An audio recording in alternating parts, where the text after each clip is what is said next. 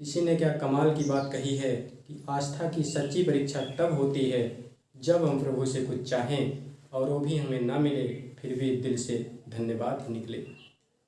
नमस्ते दोस्तों, मेरा नाम है सत्य प्रकाश। एक छोटी सी कहानी सुनाता हूँ भगवान के प्रिय भक्त की, जो मंदिर में आता जाता रहता था। भगवान का बहुत करीबी था, पूजा पाठ करता था, आराधना करता था, भगवान से बातें भी करता था। एक दिन कुछ ऐसा हुआ कि मंदिर जा कर के भगवान जी से बोला कि कब तक ऐसे मूर्ति बन करके आप बैठे रहोगे, जाइए थोड़ा घूम टहलाइए, आज आपकी जगह पे मैं बैठता हूँ। भगवान जी ने कहा कि ठीक है, लेकिन उसके लिए आपको मेरी एक बात माननी पड़ेगी। भक्त ने कहा बताइए प्रभु जी, क्या मानना है।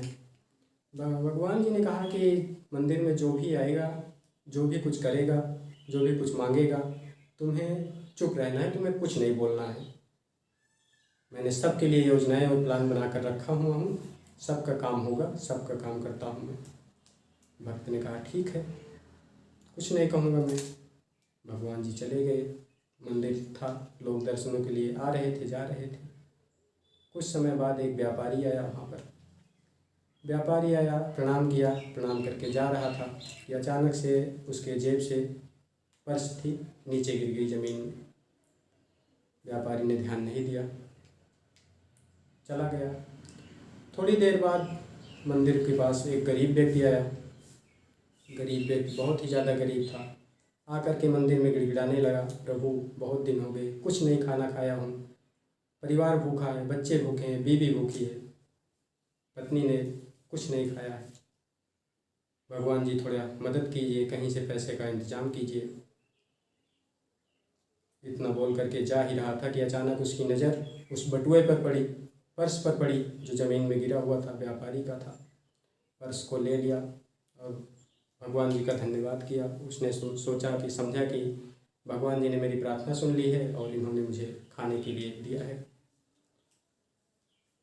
लेकर के जा ही रहा था। मूर्तिकार जो मूर्ति बन के बैठा हुआ है बच्चा, भक्त भगवान का, परेशान हो रहा है देख देख के कि ये चोर है, ये तो पैसे लेकर के जा रहा है, चोरी किया है इसने। चला गया। कुछ समय बाद एक नाविक आया। नाविक बोला भगवान जी 15 दिन के लिए मैं समुद्री यात्रा पर जा रहा हूँ, मेरे परिवार का और मेरी रक्षा करना। इतना बोल करके जैसे ही मुड़ा, पीछे पुलिस और वह व्यापारी खड़ा हुआ था जिसके पैसे खोए हुए थे। पुलिस ने नाविक को पकड़ लिया और बोला कि तुमने व्यापारी के पैसे लिए हो, पर्स चुराए हुए हो, क्योंकि व्यापारी का आरोप था कि मेरे बाद ही नाविक ही आया है। पुलिस जो है व्यापारी को जेल लेके जाने लगी। इतने में जो मूर्ति बन करके बैठा था भक्त बोल पड़ा, ये तुम्हारे पैसे ये नहीं लिए हैं, तुम्हारे पैसे तो इनसे पहले एक गरीब आया था, वो लेकर के गया है। पुलिस उस गरीब के घर गई, पर्स मिल गया, गरीब को ले जाकर जेल डाल दिया, पैसे व्यापारी को दे दिए। शाम हो गई, भगवान जी मंदिर आए। भक्त ने उन्हें सारी कहानियाँ सुनाई दिन की। भगवान जी ने कहा कि मैंने आपको क्या कहा था, मैं तुमको बोला था कि तुम्हें कुछ नहीं कहना है, तुम्हें कुछ नहीं बोलना है, लेकिन तुमने सब बेकार कर दिया, सब गड़बड़ कर दिया।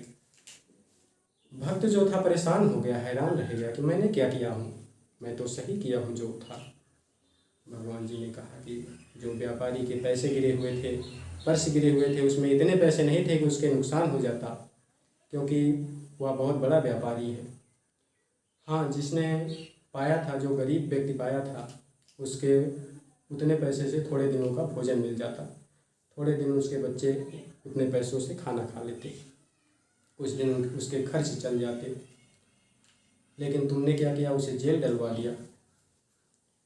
और जो नाविक आया था, जिस 15 दिन की समुद्री यात्रा पर वो जा रहा है, उस समुद्र में बहुत ही भयानक तूफान आने वाला है, वह मर जाएगा, उसकी पत्नी विधवा हो जाएगी, उसके बच्चे अनाथ हो जाएंगे। लेकिन तुमने थोड़ा सा बोल करके सब गड़बड़ कर दिया। भक्त जो है लेट गया ज़मीन में, माफ़ी मांगने लगा, भगवान माफ़ कर दीजिए। भगवान ने कहा अब क्या होगा, अब तो सब बेकार हो गया, क्योंकि मैंने सबके लिए प्लान और योजनाएं पहले से बना करके रखा हुआ हूँ, और तुमने क्या किया, सब खराब कर दिया। कहानी छोटी सी, लेकिन सार ये है कि प्रभु ने सबके लिए योजना बनाई हुई है, सबके लिए प्लान बनाया हुआ है। जब भी लगे आपको कि मेरे मन का नहीं हो रहा है, जो मैं चाह रहा हूँ वो हमें मिल नहीं रहा है, फिर भी आप प्रभु का धन्यवाद कीजिए, क्योंकि उस पर आपका भरोसा प्रगाढ़ होना चाहिए। एक बार फिर वही बात कहूँगा जो हमेशा से कहता हूँ, ऊपर वाले के आशीर्वाद के साथ, अपनी मेहनत और अपनों के प्यार के साथ कर दिखाइए कुछ ऐसा कि दुनिया करना चाहे आपके जैसा। धन्यवाद।